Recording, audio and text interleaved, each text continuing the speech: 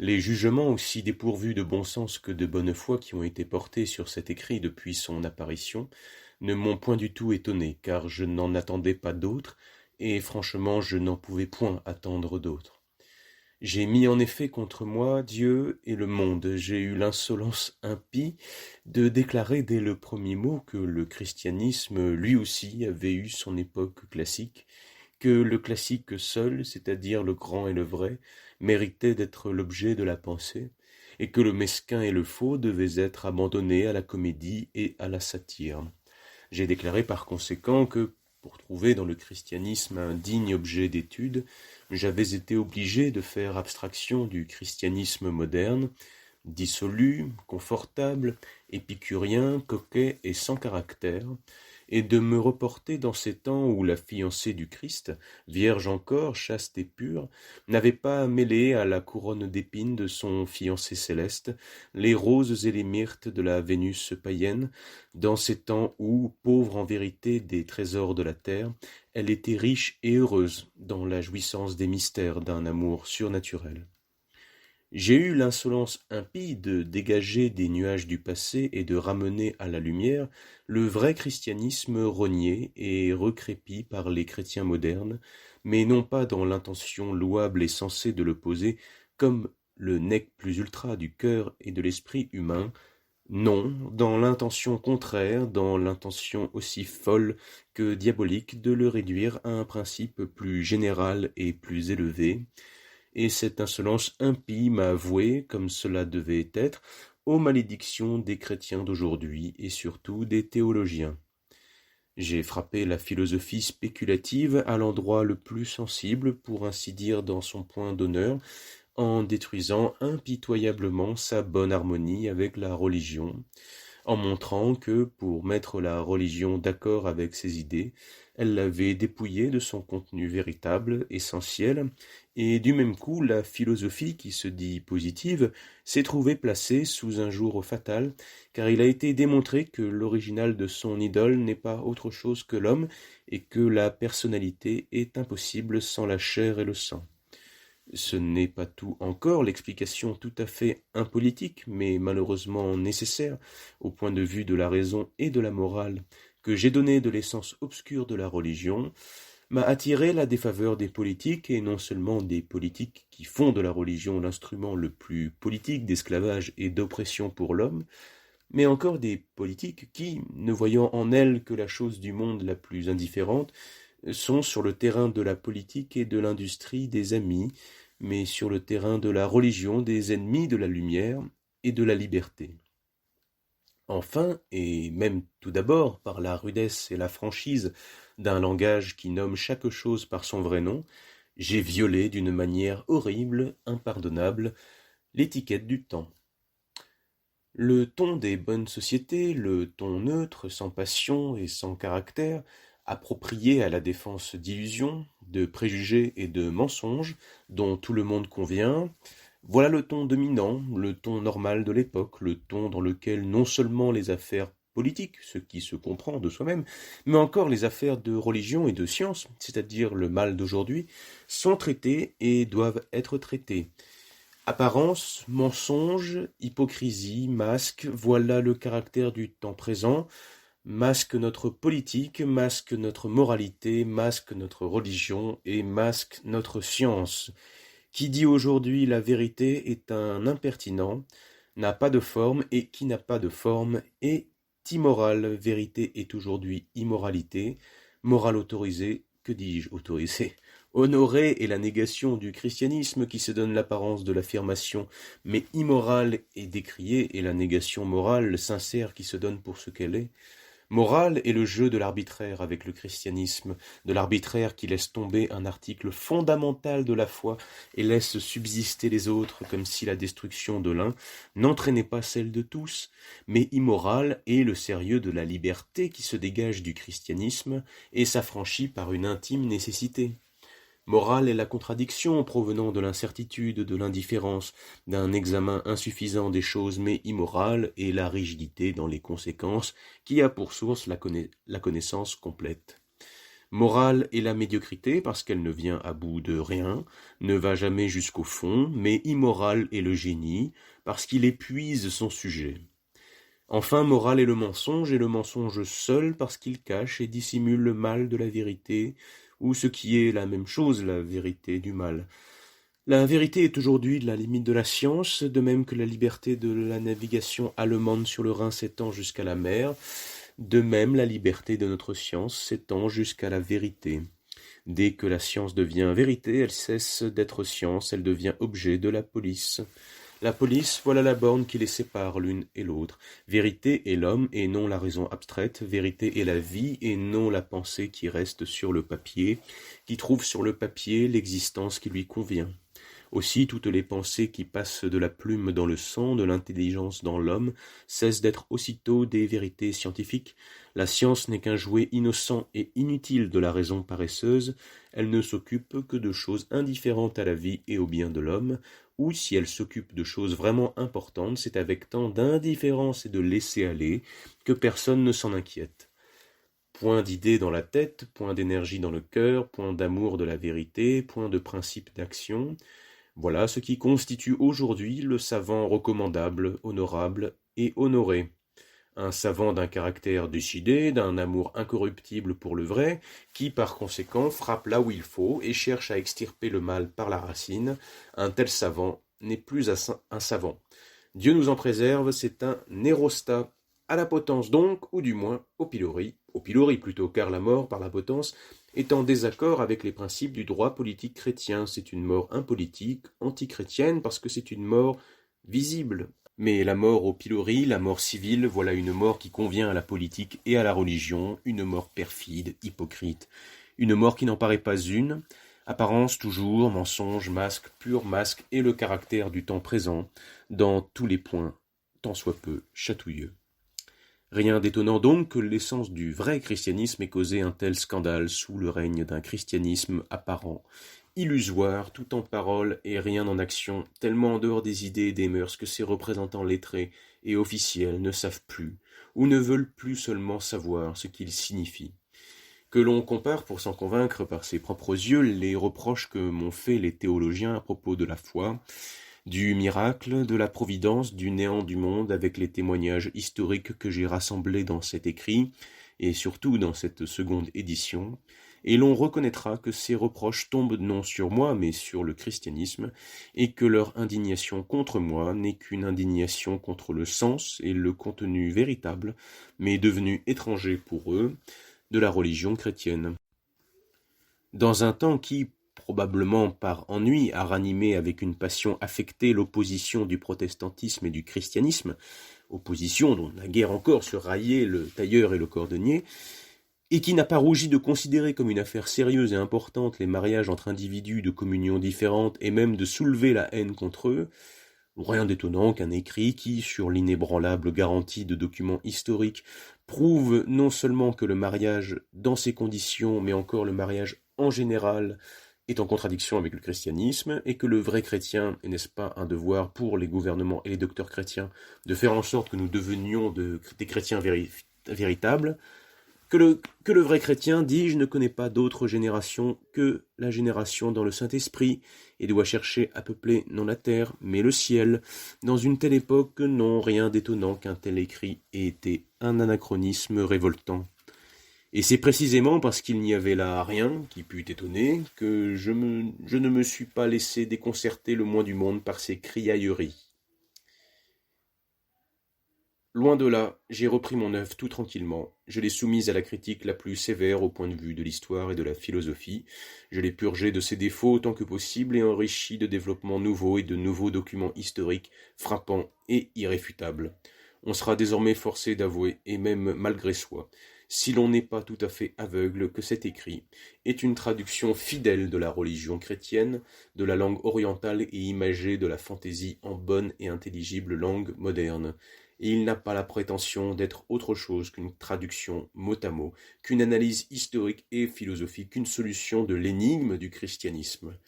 Les principes généraux formulés dans l'introduction ne sont pas des a priori, des produits de la spéculation. Ce sont des faits de la nature humaine, de la conscience religieuse de l'homme, transformés en pensée, exprimé en termes généraux et mis par cela même en état d'être compris.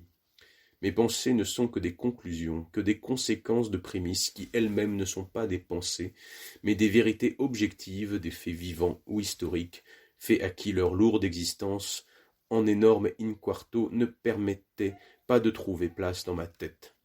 Je rejette en général la spéculation absolue satisfaite d'elle-même et je suis loin de ces philosophes qui s'arrachent les yeux de la tête afin de pouvoir mieux penser. J'ai besoin des sens et surtout des yeux. Je fonde mes pensées sur les matériaux que nous nous approprions par la perception sensible. Je fais provenir la pensée de l'objet et non l'objet de la pensée, et il n'y a d'objet que ce qui est en dehors de notre cerveau. Je ne suis idéaliste que sur le terrain de la philosophie pratique, c'est-à-dire je ne fais pas des bornes du présent et du passé, les bornes de l'humanité et de l'avenir. Je crois au contraire, d'une manière inébranlable, que bien des choses qui aujourd'hui passent pour des fantaisies, des idées irréalisables, de pures chimères aux yeux des praticiens à courte vue, brilleront demain dans la pleine réalité. Demain, c'est-à-dire dans un siècle, car un siècle pour l'homme est un jour dans la vie de l'humanité. L'idée en un mot n'est pour moi que la foi à l'avenir historique, la foi au triomphe de la vérité et de la vertu, n'a pour moi qu'une importance morale et politique, mais sur le terrain de la philosophie théorique, c'est le réalisme, le matérialisme, dans le sens que j'ai donné plus haut, qui doit remplacer la philosophie hegelienne, la philosophie spéculative en général, dont les procédés sont tout contraires. Le principe de cette philosophie, je porte avec moi tout ce qui m'appartient. L'ancien omnia mecum porto. Je ne puis malheureusement pas me l'appliquer. Bien des choses existent en dehors de moi que je ne puis mettre ni dans ma poche ni dans ma tête, et qui m'appartiennent cependant non comme homme mais comme philosophe.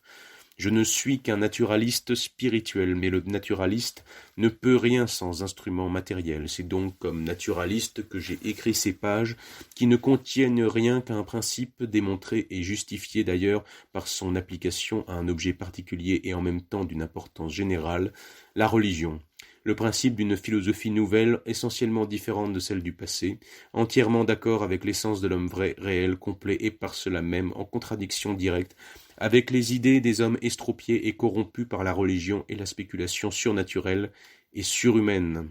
d'une philosophie qui ne prend pas la plume doigt pour le seul organe révélateur de la vérité, mais qui a des yeux et des oreilles, des mains et des pieds, qui ne confond pas la pensée de la chose avec la chose elle-même, pour réduire ainsi l'existence réelle à une existence de papier, mais qui les sépare l'une et l'autre, et par cette séparation arrive à la chose elle-même, qu'elle ne reconnaît pour vraie et réelle que lorsque, au lieu d'être l'objet de la raison pure, elle est l'objet de l'homme tout entier, d'une philosophie qui parle une langue humaine, et non pas une langue sans nom et sans réalité, qui ne trouve vrai que la philosophie faite homme, devenue chair et sang, et qui, enfin, fait consister son triomphe suprême, précisément à ne pas paraître philosophie aux yeux louches de toutes ces lourdes têtes qui prennent l'apparence de la philosophie pour la philosophie véritable. Un spécimen de cette philosophie, qui n'a pour principe ni la substance de Spinoza, ni le moi de Kant et de Fichte, ni l'absolue identité de Schelling, ni l'esprit absolu de Hegel, en un mot, aucun être pensé et imaginaire, mais un être réel, même le plus réel de tous, c'est-à-dire l'homme. Ce spécimen, on peut le voir dans cet écrit, qui, tout en étant le résultat véritable incarné de la philosophie passée, appartient si peu à la catégorie de la spéculation qu'il en est au contraire l'opposé direct et qu'il la dissout, pour ainsi dire.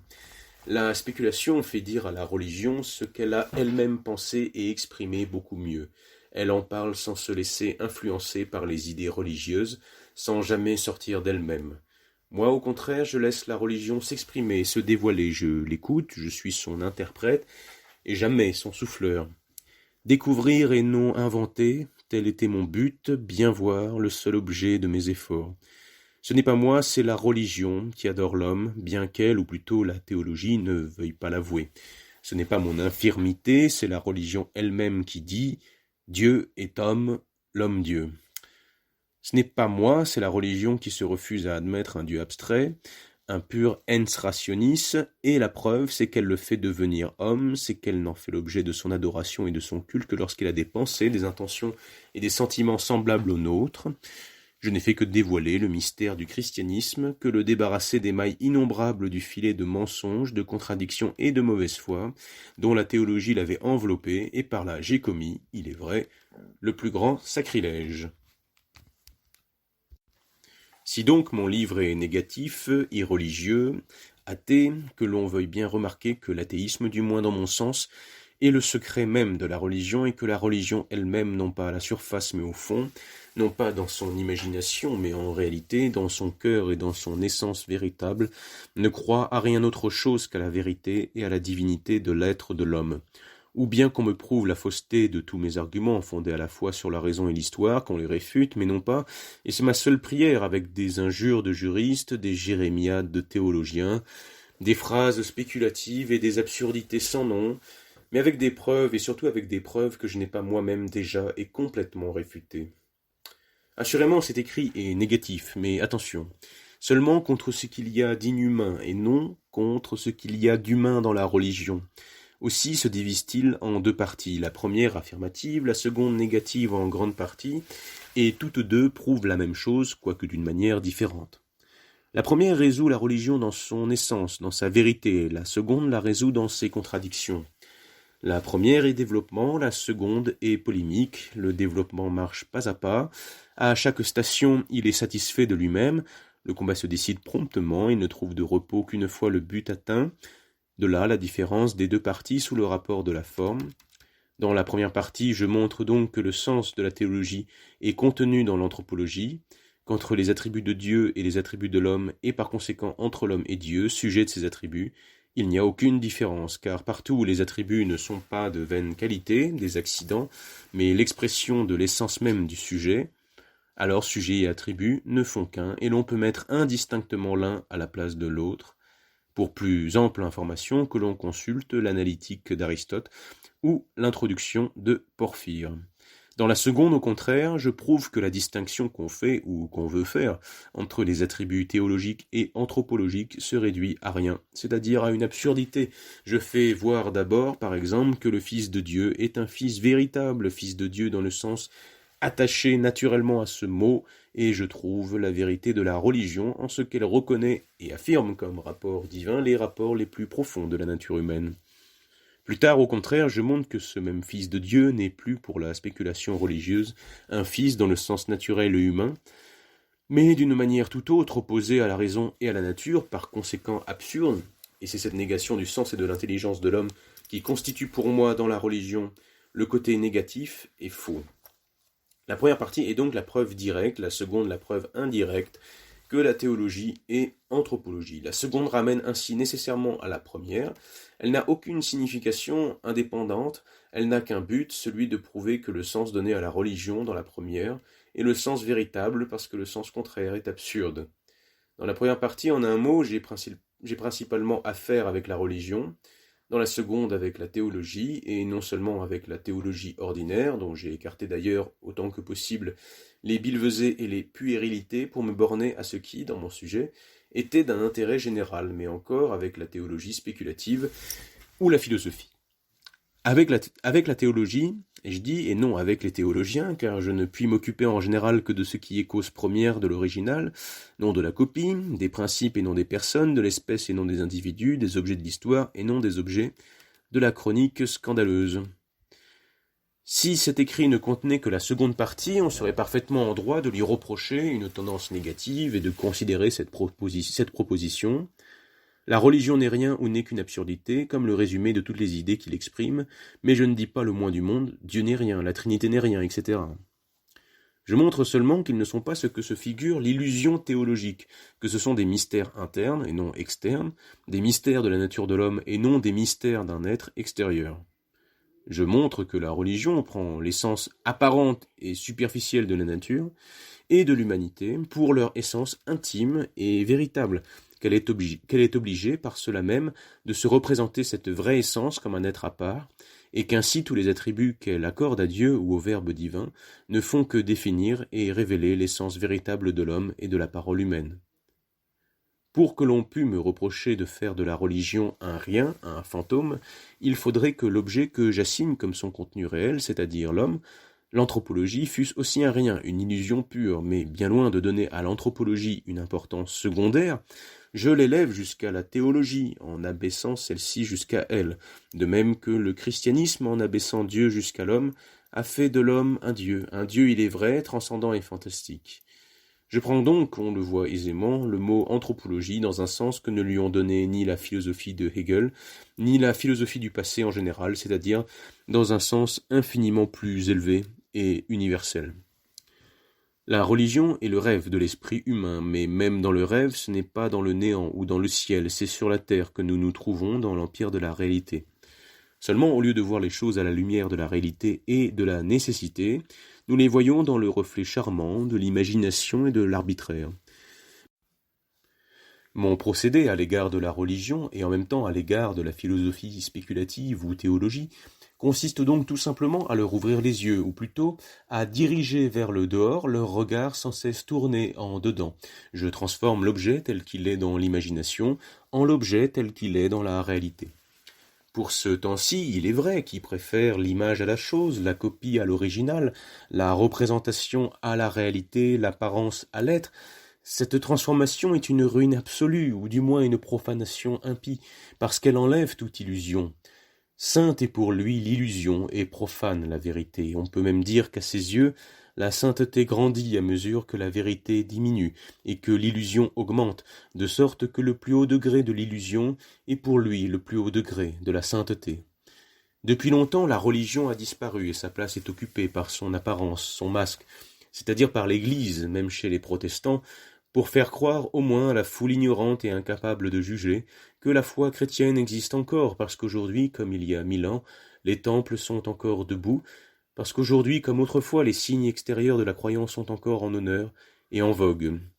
Ce qui n'a pas plus d'existence dans la foi, et la foi du monde moderne, comme cela a été prouvé à satiété par moi et par d'autres, n'est qu'une foi apparente, indécise, qui ne croit pas ce qu'elle se figure croire. Ce qui n'existe plus dans la foi doit, on le veut à toute force, exister dans l'opinion. Ce qui en vérité par soi-même n'est plus saint, doit au moins le paraître encore. De là l'indignation en apparence religieuse qu'a soulevé mon analyse des sacrements.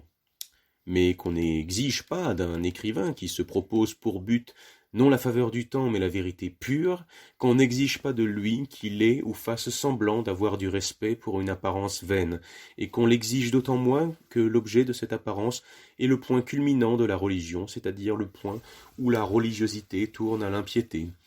Ceci soit dit pour ma justification, non, pour mon excuse. Pour ce qui est du sens que j'ai donné au sacrement dans l'analyse que j'en ai faite, surtout dans ma conclusion, je ferai remarquer que là j'ai voulu faire voir, par un exemple sensible, la véritable tendance pratique de mon œuvre et que j'ai appelé les sens eux-mêmes, la vue, le tact et le goût à porter témoignage de la vérité de mon analyse et de mes pensées. Et en effet, de même que l'eau du baptême, le pain et le vin de l'Eucharistie, pris dans le sens naturel, sont infiniment plus et ont infiniment plus de force que l'eau, le pain et le vin pris dans le sens religieux, surnaturel et illusoire, de même l'objet de la religion en général dans le sens de cet écrit, dans le sens de l'anthropologie, est infiniment plus réel et ouvre un champ infiniment plus vaste à la théorie et à la pratique que le même objet tel que l'entend la théologie, de même que les qualités et les propriétés surnaturelles que l'on attribue ou que l'on veut attribuer à l'eau, au pain et au vin, ne sont quelque chose que dans l'imagination et ne sont rien dans la réalité. De même encore l'objet de la religion, l'être divin comme distinct de l'essence de la nature et de l'humanité, n'est quelque chose que dans l'imagination, et n'est rien dans la réalité si ces attributs, tels que l'intelligence, l'amour, etc., sont et signifient autre chose que ces mêmes attributs en tant qu'ils constituent l'essence de l'humanité et de la nature. Nous devons donc, telle est la morale de la fable, faire des attributs et des propriétés des choses et des êtres réels, non pas comme la théologie ou la philosophie spéculative, des signes arbitraires, des symboles et des attributs d'un être différent d'eux, absolu, transcendant et abstrait, mais les prendre dans la signification qu'ils ont par eux-mêmes, signification complètement identique avec leur qualité, avec la détermination qui fait d'eux ce qu'ils sont réellement. Ainsi nous aurons la clé d'une science et d'une pratique réelle. En fait et en vérité, je mets à la place de l'eau stérile du baptême l'eau bienfaisante de la nature. Quelle trivialité, s'écrie-t-on. Oh oui, c'est trivial, mais le mariage aussi était une vérité triviale lorsque Luther, entraîné par son sentiment profond de la nature humaine, l'opposa à l'illusion sacrée du célibat. De cette manière de voir, entièrement opposée à celle de la religion, les méchants esprits ont tiré cette conclusion ridicule que manger, boire et se baigner constituait la summa summarum, le résultat complet de mon analyse. Mais à cela, je n'ai qu'une chose à répliquer. Si la religion ne contient rien de plus que ce que contiennent les sacrements, s'il n'y a pas d'autres actes religieux que ceux qui sont accomplis dans le baptême et l'Eucharistie, alors le résultat complet de mon écrit est en effet une invitation à boire, à manger et à prendre des bains, car il n'est pas autre chose qu'une analyse historique et philosophique, fidèle, ne perdant jamais son objet de vue. Il n'est que la religion arrivée à la conscience d'elle-même, c'est-à-dire complètement désillusionnée. J'ai dit que mon œuvre est une analyse historique et philosophique pour la distinguer des analyses purement historiques du christianisme que l'on a faites jusqu'ici. L'historien montre par exemple, comme Domais,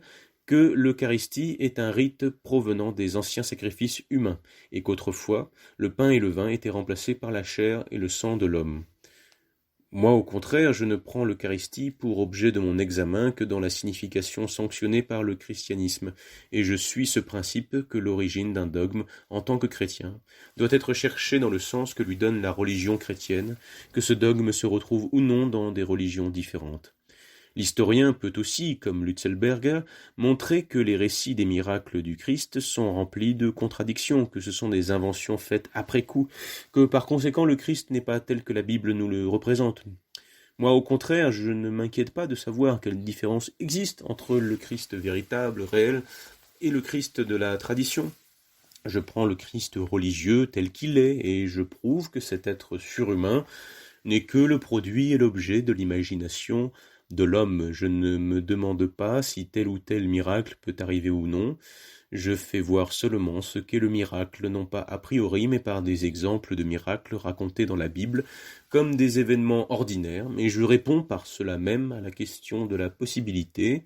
de la réalité ou même de la nécessité du miracle, de telle sorte que je rends impossible le retour de pareilles questions.